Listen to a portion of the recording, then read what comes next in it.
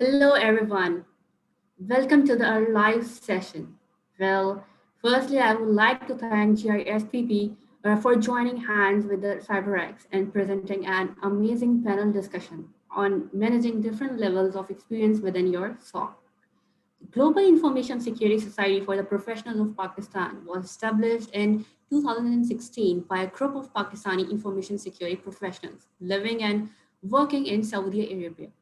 Despite being a humble start, GISP is now actively present on different social connectivity platforms, including Telegram, Signal, Facebook, LinkedIn, and largely on WhatsApp. You can catch their latest updates over there. Well, some of the greatest achievements of GISP, which they have in their bucket, includes exclusive job opportunities, hiring, knowledge sharing, information security awareness to all, and collective broadcasting and capacity building.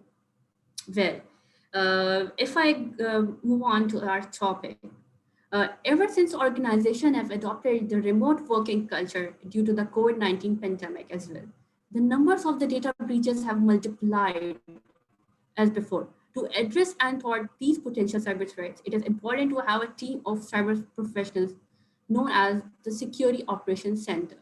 SOC is now and has an essential part of the protection plan and the data protection systems that reduces the level of the exposure of the information systems to the both external and the internal risk. SOC's team's goal is to detect, analyze, respond to a cybersecurity incidents using a combination of technology solutions and a strong set of processes. Well, this is Hiba Zia, currently working as an information security analyst and a certified in a risk information system control, having a diverse experience of risk management, vulnerability assessment, incident management, and a secure software development. Being associated with a financial institution throughout the career. Well, I'm joined by the three amazing panelists with us from the quite interesting background. So before diving into a deep discussion on the topic, let me introduce each of them personally.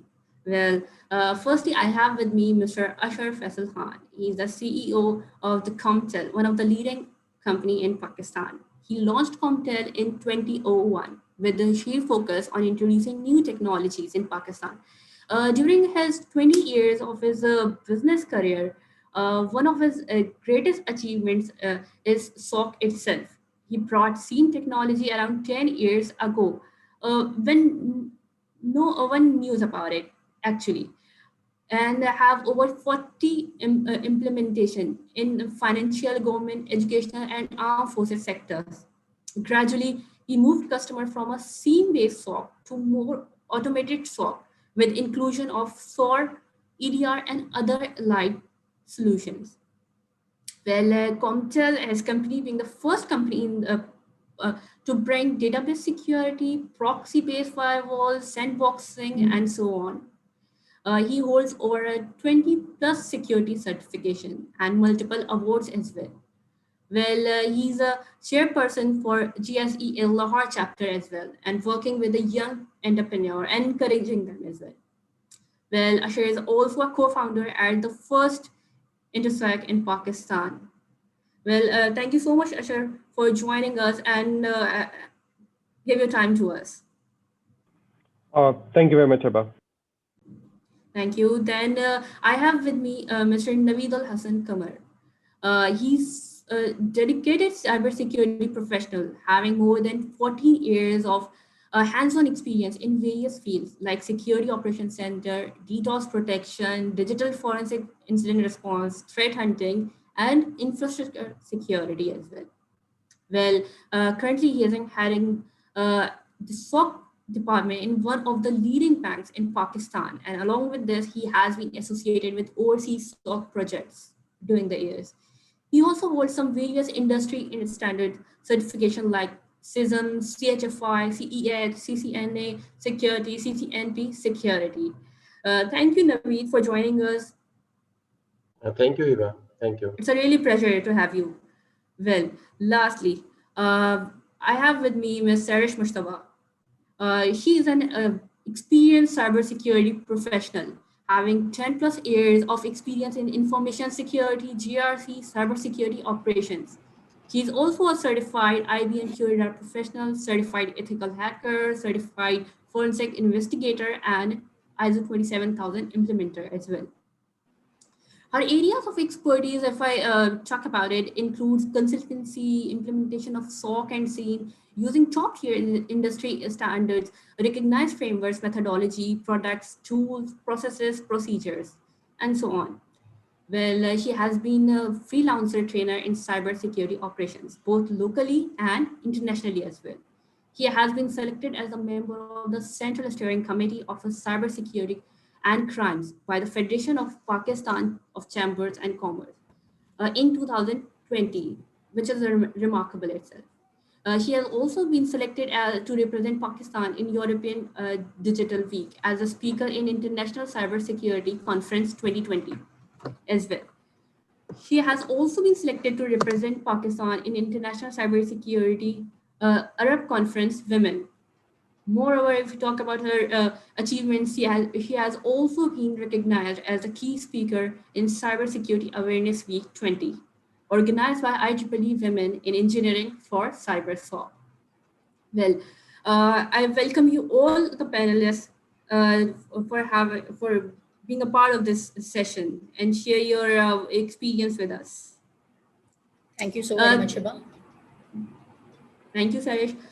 Can you guys briefly enlighten us how you have started your initial career and pursue your career in SOC? What was the inspiration behind it, or how you deal with it? Ashar, if I ask it from you. Thanks, Hiba. Actually, as you stated yourself, we are system integrators. We're working for around 2 years, 20 years in Pakistan. I did civil engineering, which I hated. It's just that I didn't get enough numbers to get an electric engineering, so I had to continue with that. So after my engineering, I opted for networking. I was always interested in networking, so we did a lot of projects for networking. And with networking, it came security. And if you look at the verticals which we have been working, which is unified communication and security and some solutions around data centers. So security was always a keen interest for us. We looked at the threat landscape, we looked at the market, and in terms of security at itself as a global industry, it's very interesting to know that it's around a $90 billion industry, with the largest market share being by the largest security vendor, around 6 billion. So it's very diversified, complex, require a lot of services. So having a keen interest in security, it was automatically, you can say, natural for us to start with something. We started off with firewalls and all the legacy security infrastructure. And eventually, when SIEM came into picture, we had to move the customers from legacy SIEM to a SOC approach. And now we are working with customers who have SOC into the third domain. So I think it has been a learning curve. Why we are there is because we as system integrators, we always work in the niche market. Security is quite niche, requires quite a lot of expertise. So it just differentiates us with other system integrators in the market. So that's why our focus has been on purely security as a very focused vertical for us. So that's how the progression for us has been in the past. Thank you, Asha. Sasha, would you like to add some point from your side? Sure. So basically, after my engineering in computer system, I had graduated from NET, and after doing my graduation, I wanted to pursue my career something, which is a part of development in QA. So what I did is that I had joined a Big Four. And in that Big Four, I had done some of the assignments which were related to the security. And from that, I decided myself to pursue my career in cybersecurity. And from that, I just kicked off in cybersecurity market, and I tried to explore more and more. And alhamdulillah, I got more and more opportunity, not in the banking sector, but in the energy sector, in pharmaceutical, in telecommunication sector as well. So that's how I propagated myself towards cybersecurity and especially into the stock as well. Thank you, Sarish. Naveed, you are the heading the SOC department, and you in career you have you did multiple projects in the SOC. So how was the encouraging point for you? How you started it and came to this point? So what do you say about it?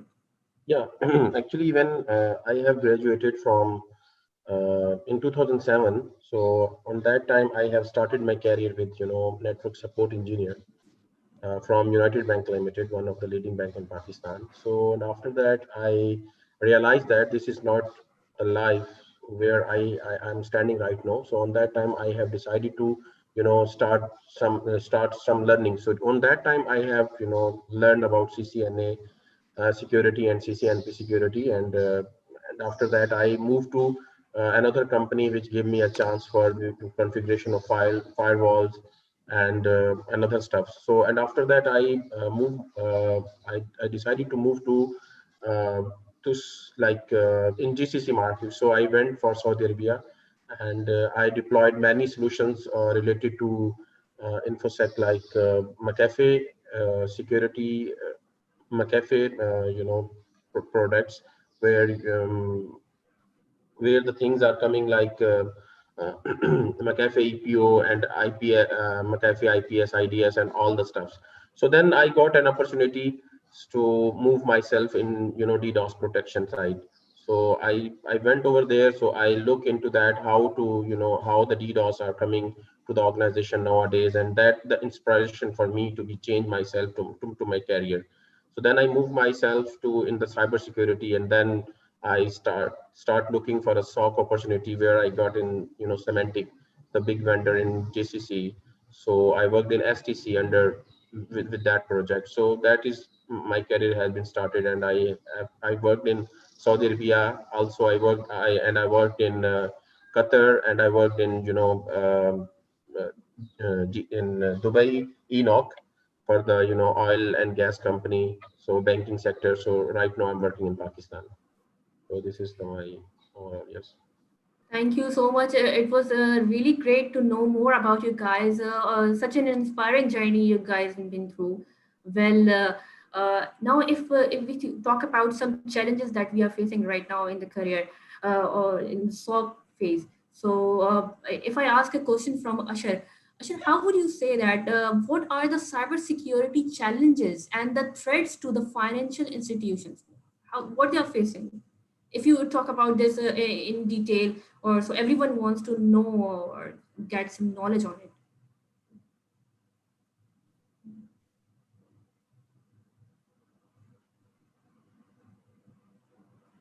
Sir, can you please unmute? Guys, can you hear me? Yeah, now we can hear you. Yes. Okay. So coming to the cybersecurity threats, I'm going to focus more on what's happening in Pakistan and not the global threats, because I think the audience is more relevant in Pakistan at the moment, and the panel is here. So if you look at the cybersecurity threats, I think the legacy threats, which is the insider threat, has been it's the most largest threat in an organization, because people who are administrating, who have the access and who have the access to the core systems has always been the largest threat in an organization. Even if you look at the IDG reports globally, the insider threat is like 70 to 80% of all the threats which are being there globally, and even in Pakistan we have seen. The basic reason is the lack of controls and visibility, and we have seen in a lot of organizations, because they're evolving and they are putting up different solutions to automate a lot of visibility and put a lot of controls for actually ensuring such threats are taken care of, but there's always a gap being identified over there.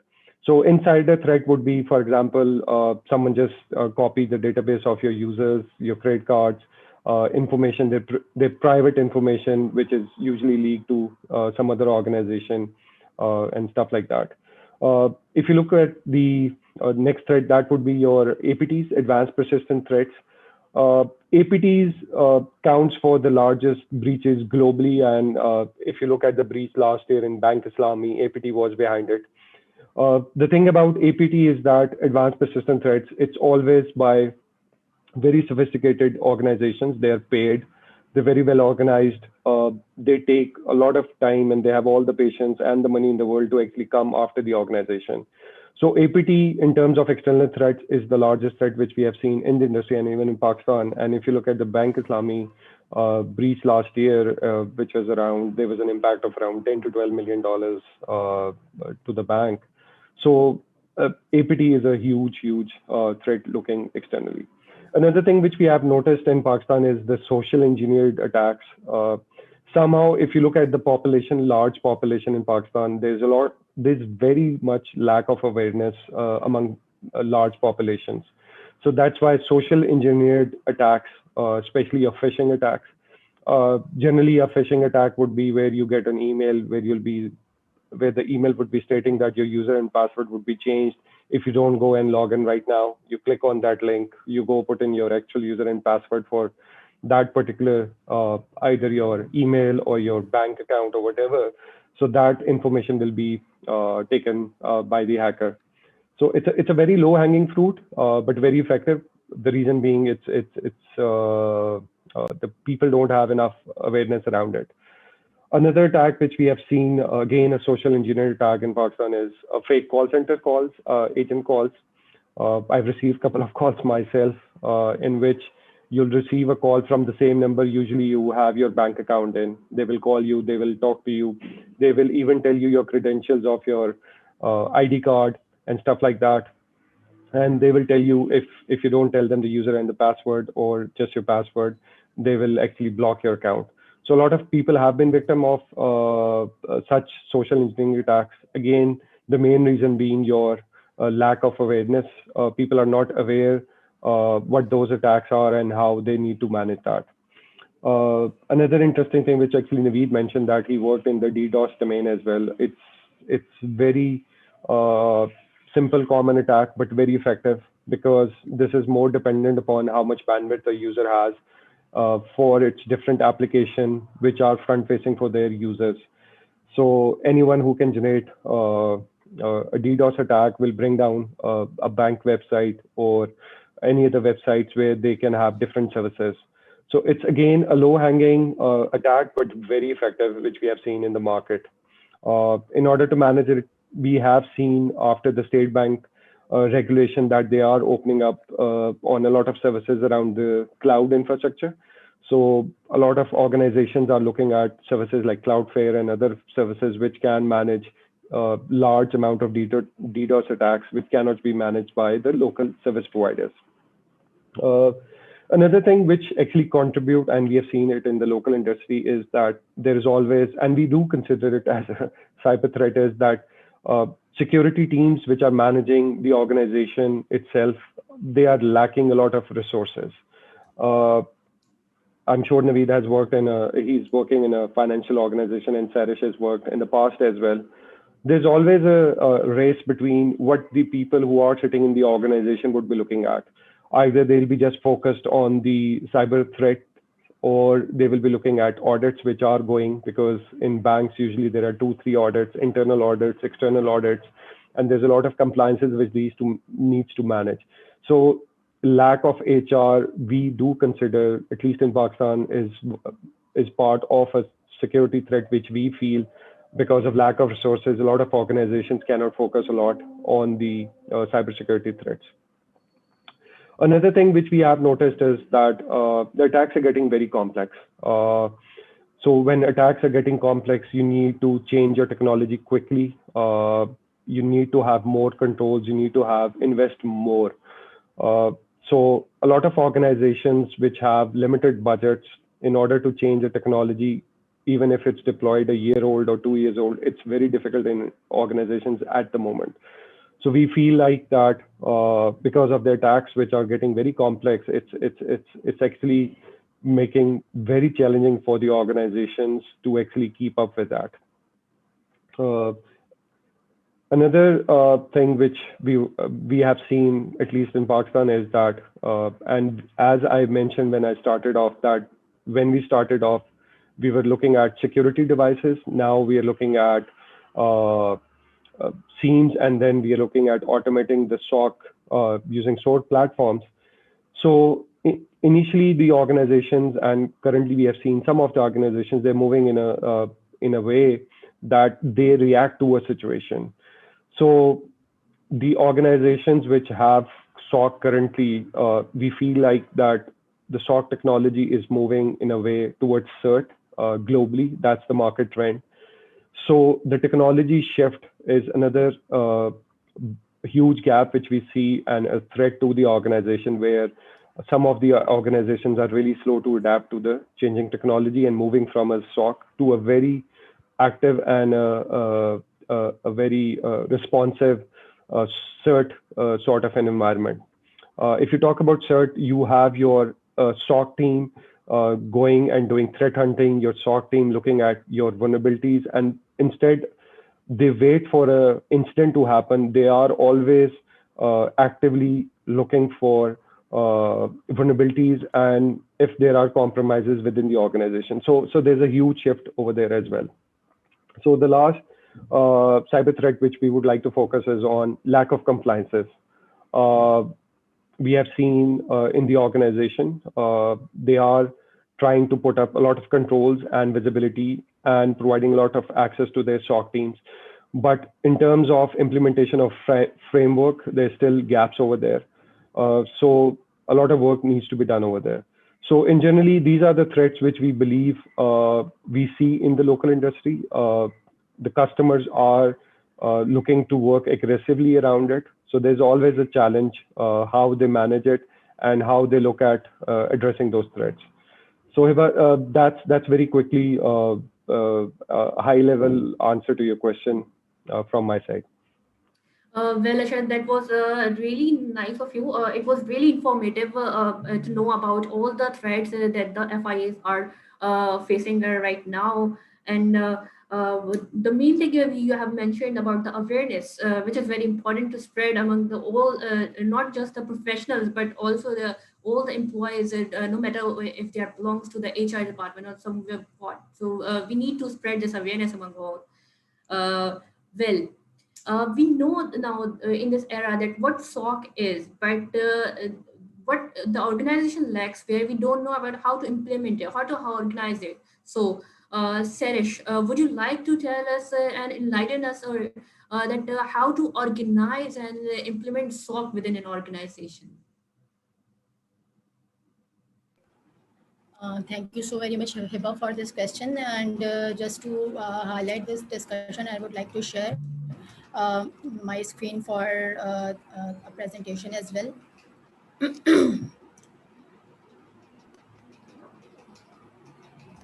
Yeah.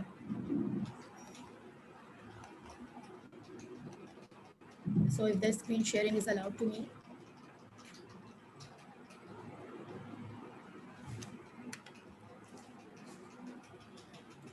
Right, thank you.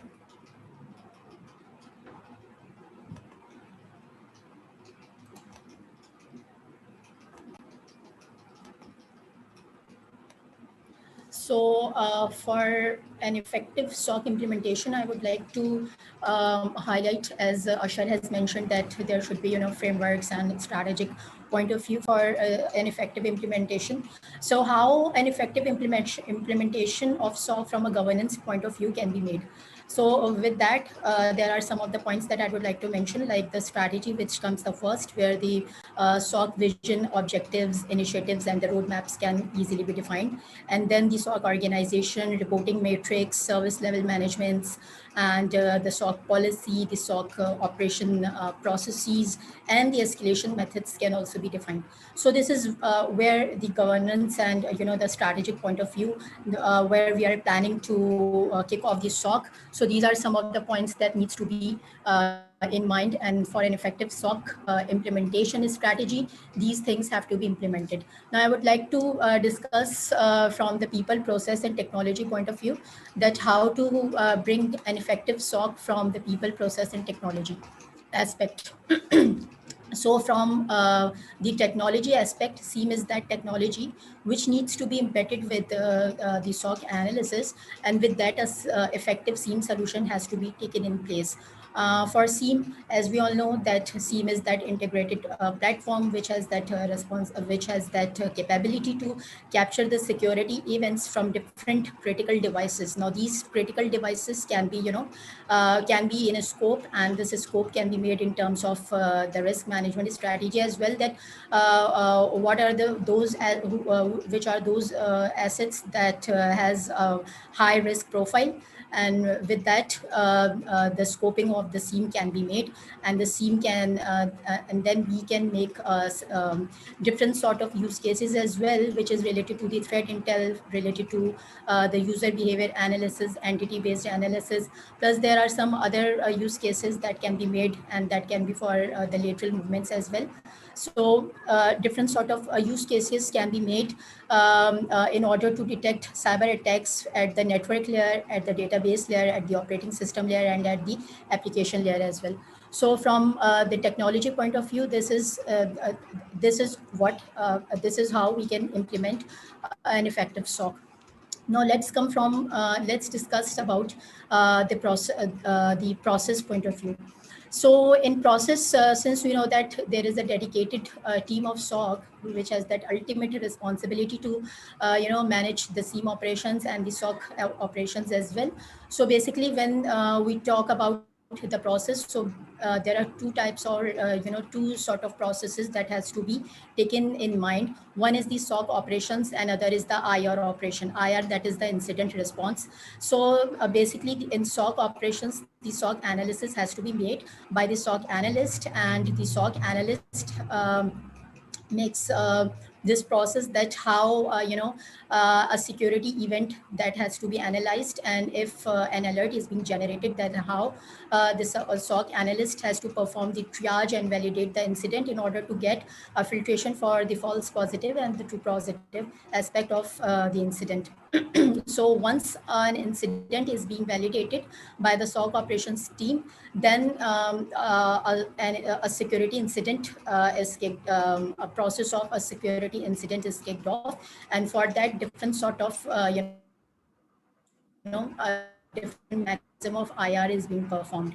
So in this IR it's that for the incident response, and for incident response there are multiple processes. For example, contamination strategy, eradication strategy, recovery strategy, and then the post-incident analysis. So this comes in the IR process. So basically, SIEM is that engine which has that capability to capture these events, and the SOC operations is being performed by that security events which has been captured by the SIEM. Then the SOC analyst performs the triage, or performs the analysis from these events that has been gathered, and from the alerts that has been triggered by the SIEM engine. And then the IR process is kicked off, which concludes still the closure with the the fact that the artifacts has been gathered and an incident response report is being generated. So in the last, we have that people aspect, from where the SOC organizational model can be considered, and for that an effective SOC team has to be in place. Since we know that there are different sort of SOC levels as well, like the L1 SOC, L2 SOC, L3 SOC. So this is a model that I have figured out, which is based upon the best practices for the SOC in terms of the people aspect, where the L1 and L2 has that responsibility ultimately to real time analyze the events from the SIEM engine, and to analyze the alerts as well. L3 is that layer which has that ultimate responsibility to perform some sort of threat hunting, detailed threat hunting, plus some sort of forensic as well. And this layer is that layer which is available as and when required upon some sort of specialized security incident as well. Then there can be another layer which is the subject matter expert layer, where different subject matter experts related to the network and endpoints and threat intels can also be in place. And then there is another layer of threat hunting as well, and threat hunters are that layer who has that ultimate responsibility to detect the threats from the real-time basis. There is another layer of SIEM admins who has that ultimate responsibility to ultimate responsibility of fine tuning the SIEM engine, which has been deployed, or this is the SOC organization model, and all these layers of the SOC comes under the SOC manager, who has that ultimate responsibility to report to the CISO, or the Chief Information Security Officer of the organization.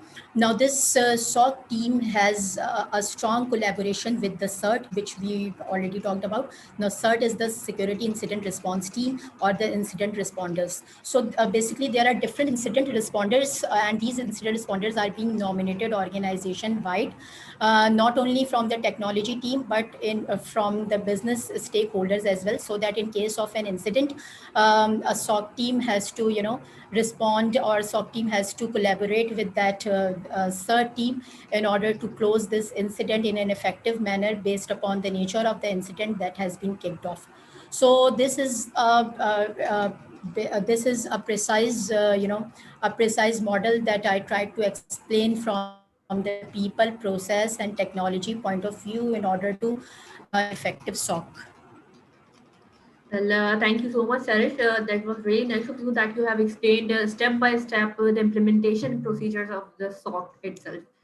Well, if you're talking about the SOC, then there's a common term associated with it. It is threat intelligence, basically. Na? So I just want Naveed to guide us and explain some of a bit about it. What is actually the role of the threat intelligence platform in SOC? Thank you, Eva, to give me this opportunity to speak about the threat intelligence platform. So actually, in the last time, what is called Sehrish told about the people, process, and technology. Basically, the building of a successful SOC. This is involved, three basic elements, which is called like people, process, and technology. And the where the security operations center needs highly skilled people who basically have and experienced and familiar with various security based scenarios and alerts, and they also need to know what are the processes to ensure that the organization is relying on a widely accepted the industry stand with the industry standards. So once we are talking about the technology, but when the technology is coming in the picture, so on that time we have in our mind for the especially in the SOC, the very important element is threat intelligence platform. So basically, the threat intelligence platform, help to companies to collecting, comparing, and analyzing the threat data in a real time, and that is empowering the security analysts to detect and stop the attack before they can cause any damage to the organization. And also, threat intelligence in SOC automates the processes and analysis of the data from the various feed, which allowing the security team to respond accurately and more quickly, external and internal, external and insider threats. So in the same time, there is a model that is called ODA loop model, which is come to the picture. The developed by Mr. John Beard. This is the Air Force colonel who actually developed this model for the military strategies. So this basically, the concept is basically working on the you have to observe, then orient, decide, and act. So these four elements are working on the threat uh, in the threat intelligence platform. So this approach basically explain how agility can overcome raw power in dealing with human opponents, and it is especially applicable to the cybersecurity and cyber warfare. And also, the order loop has become an important concept in legislation, business, law enforcement, and military strategies. But according to Mr. John um, Beard, who basically developed this order loop model, that model that is decision making occurs in recurring cycle of the observe, orient, decide, and act, which I have explained before.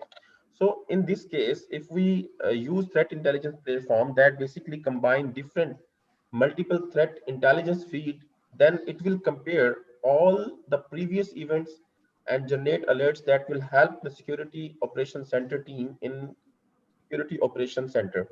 So moreover, the threat intelligence platform is used by security team for sharing their cyber threat intelligence with other companies, and to be safe, to be save themselves from the external security breaches. So the platform not only collect data but also analyze the threat data. Beside that, the platform is also used to coordinating activities with respect to tactics, techniques, and procedure, and between the various stakeholders. Finally, we can say that without threat intelligence, SOC monitoring is incomplete because that having a vital role. So that is my point of view. The threat intelligence platform. Thank you, Naveed, for explaining about the TIP in detail. So, if you're talking about the threat intelligence and the attack vectors, attack surface, Ashit, can you add some point over here? How to reduce the attack surface within an organization? How can we reduce it? If you can explain it to us. Can you repeat the question, Eva, please? How can we? Uh, how to reduce attack surface within an organization? How to reduce attacks in an organization? Yeah. I I think this is an interesting question, and I don't think I can answer that. Number one, because usually attacks are coming externally and internally. For internally, definitely we can increase the controls of your organizations, increase the visibility, and we can actually reduce the internal attacks definitely.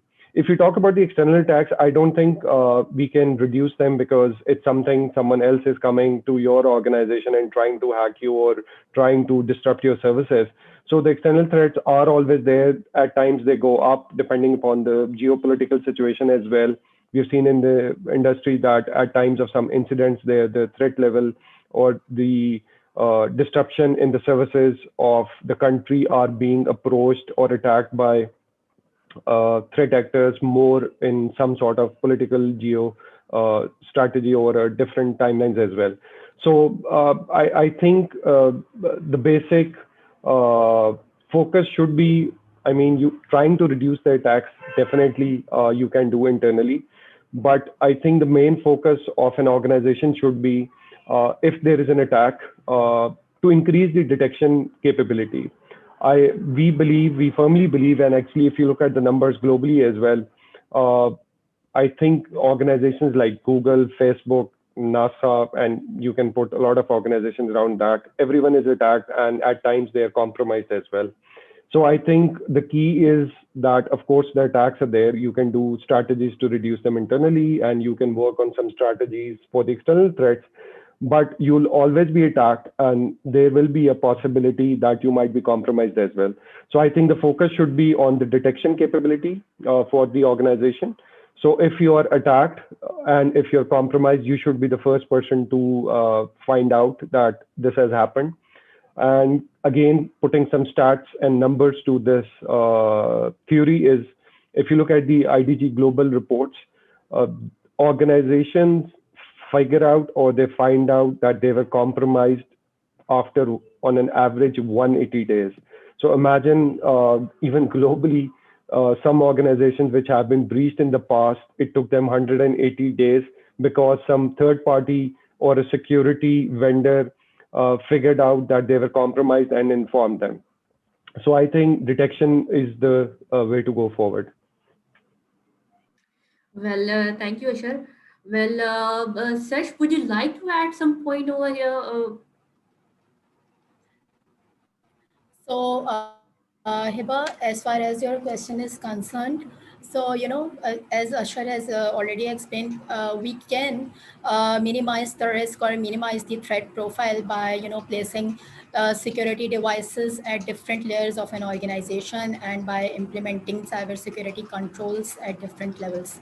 This is one of the aspects. Then there is another aspect aspect, which is the security assessment. So, adopting security assessment practices in a religious manner in an organization can also make the organization attack surface to be minimized, or the risk profile can be reduced by implementing or by assessing from the security aspect more and more. So this can be one of the approach.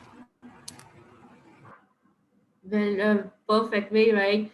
I just want to add over here something like uh, Naveed, as you explained before about the threat intelligence platforms in SOC, and to make it more effective, what could be the threat intelligence platforms that can be integrated within SOC? If you can highlight some of them. Yeah, basically, there is a lot of vendor are working in the market, like all the vendors basically providing you the threat intelligence feeds, which basically you need to integrate with your SIEM tool. So once these all the tools, threat intelligence tool that is integrated with same tool, that is will automatically observe all the and track all security, bulletins, advisories, any what is called vulnerabilities, and all these kind of things. It will be observed automatically. So then we need to look into that, assess all the applicability, operational issues, and what are the risk which we need to automatically define by the same tool. So once this will become into the picture, then we have to decide. So what we need to be remediation strategy.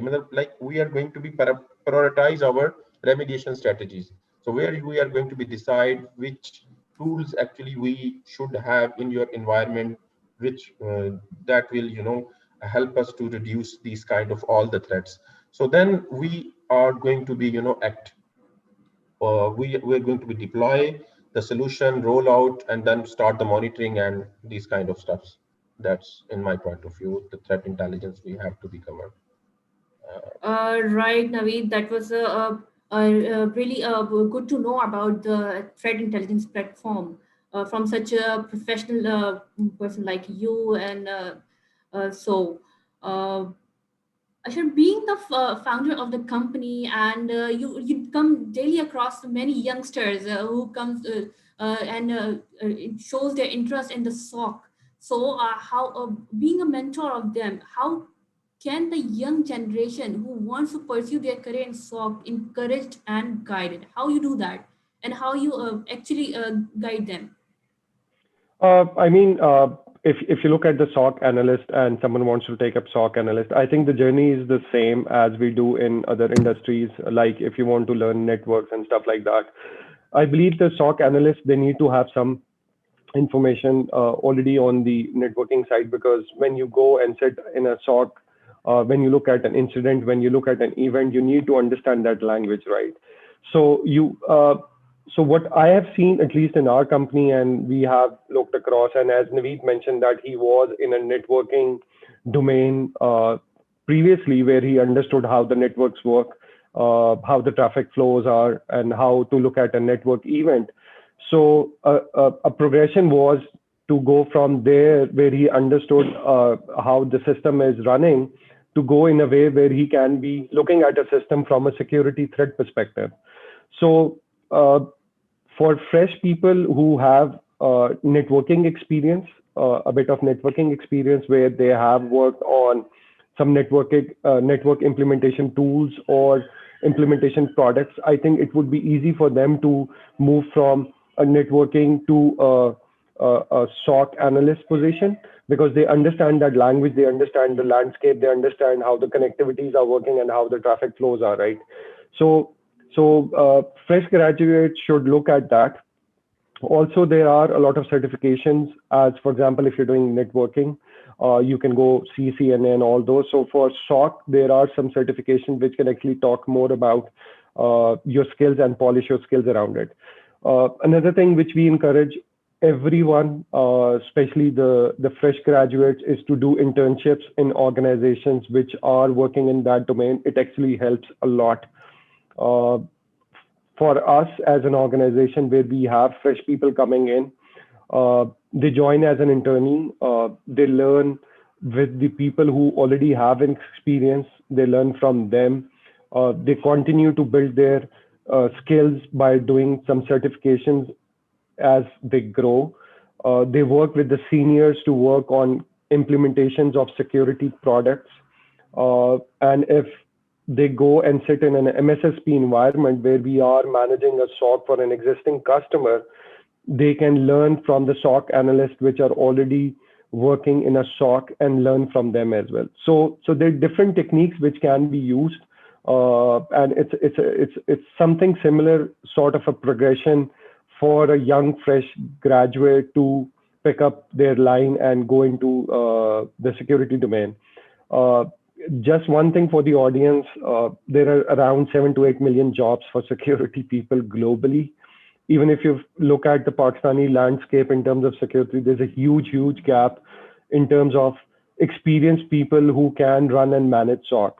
We do provide MSSP as well. So in order to hire people with experience, it's very difficult to find the right talent for that. So just to encourage them, there's a huge space in the market for them to actually learn and grow with time.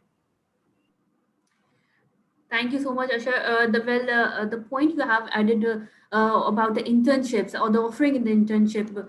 So this is very important to understand by all the organization. They should offer the internship specifically in the information security or the cyber security, because a young fresh graduate who's studying about the software engineering, the development, but they don't have the idea about the security. Uh, uh, so or organization should offer this at the starting level to give them a better understanding initially. Thank you so much. Thank you guys. You have explained it exceptionally well about the SOC, how to manage it, how to organize it, how can what are the major threats we are facing, and as Naveed highlighted about the threat intelligence platform. So I would like to highlight the key points that we have discussed in today's session. Asher has highlighted the major cybersecurity threat challenges. He has talked about the APTs, the external threat, social engineering, which is very common within an organization. They trick you and get your all the credentials, your PIN codes, even your passwords, and all that. Uh, and then all the FIEs are facing the challenges. He has talked about the challenges, what they're facing, and he also talked about how can we reduce the threat to some extent. We cannot make it zero, obviously, but we can try and reduce it to some extent. Whereas Sarish, she explained that how SOC can be organized and implemented within an organization, how you develop your SOC strategy, design your SOC solutions, create your processes, how you prepare your environment, how much it is important. Implement your solution. Deployment is not your the only thing. You need to prepare your use cases in it. Then you have to maintain it. It's a continuous monitoring process. Lastly, Naveed pointed out many ways through which we can say that how much it is important for an organization to have threat intelligence process in tech. Well, thank you so much, panelists, for your time and sharing your thoughts with us. That was very informative for me as well, and I hope it will beneficial for all the listeners as well. Yeah, thank you. Well, thank you everyone out there Thank you, as well. Hiba. Thanks, Hiba. Thank you, Eva. Thanks. Well, panel will be available after the event as well, and any unanswered questions will be answered soon. Well, this is Hiba Zia signing off. Thank you. Bye bye. Take care.